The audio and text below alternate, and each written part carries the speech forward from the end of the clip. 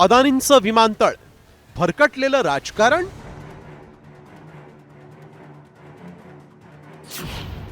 राज ठाकरेंचे आरोप, मुख्यमंत्र्यांचं उत्तर. अदानींचं साम्राज्य वाढवण्यामागचं कारण काय?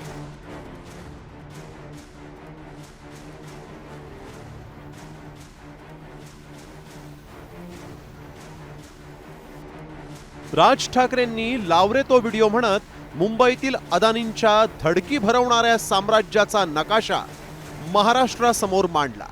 एवढंच नाही तर मुंबई विमानतळही अदानींना विकण्याचा डाव असल्याचा आरोप राज ठाकरेंनी केला. त्याला मुख्यमंत्री देवेंद्र फडणवीसांनी ठाकरेंच्या घराचा मुद्दा उपस्थित करत प्रत्युत्तर दिलं. त्यामुळे मुंबई विमानतळावरचा सगळा कार्गो तिकडे नेणार आणि नवी मुंबई विमानतळ जे बांधलंय इथून इंटरनॅशनल आणि डोमेस्टिक या आपल्याकडच्या इकडच्या विमानतळावरनं छत्रपती शिवाजी महाराज आंतरराष्ट्रीय विमानतळावरनं डोमेस्टिक आणि इंटरनॅशनल नवी मुंबईला नेणार. ही प्रोसेस हळूहळू सुरू झालेली आहे आणि पुढे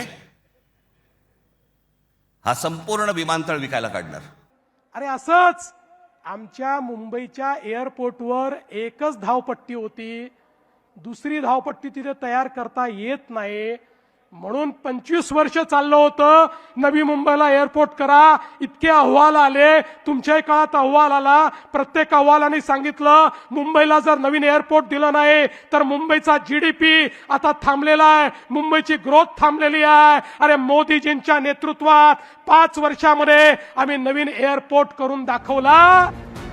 फडणवीसांच्या टीकेनंतर राज ठाकरेंनी तातडीनं माध्यमांसमोर येत अदानींच्या विमानतळाच्या मुद्द्यावरून पलटवार केला. अदानींवर गेल्या 10 वर्षातच एवढी मेहरबानी का, असा सवाल राज ठाकरेंनी केला. तर अमित साटम यांनी राज ठाकरेंवर पैसे घेऊन गायब होण्याचा आरोप केलाय.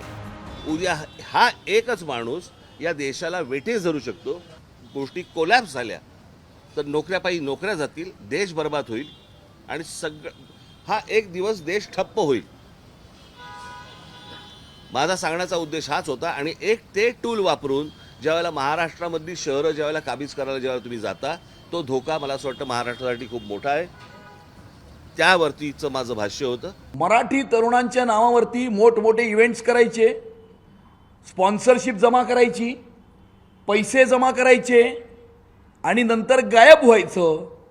हीच नीती गेल्या अनेक वर्षामध्ये राज ठाकरे यांनी अवलंबलेली आहे.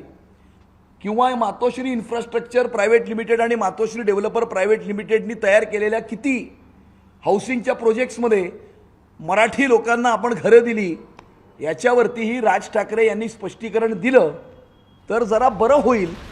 खरं तर देशातील 8 विमानतळांपैकी फक्त नवी मुंबई विमानतळ अदानींनी बांधलंय. एवढंच नाही तर वैमानिकांच्या प्रशिक्षणासोबतच दुरुस्तीमध्येही अदानींनी उतरण्याची तयारी सुरू केली आहे. मुंबई महापालिका निवडणुकीत अदानींचं वाढतं साम्राज्य टीकेचा केंद्रबिंदू राहिलाय. मात्र अदानी आणि त्यांचं विमानतळ हा निवडणुकीतला प्रचाराचा कळीचा मुद्दा ठरला असला तरी मुंबईकर मतांच्या रूपानं ठाकरेंचं विमान उडवणार की महायुतीचं हे 16 तारखेलाच कळेल. ब्युरो रिपोर्ट, साम टीव्ही न्यूज.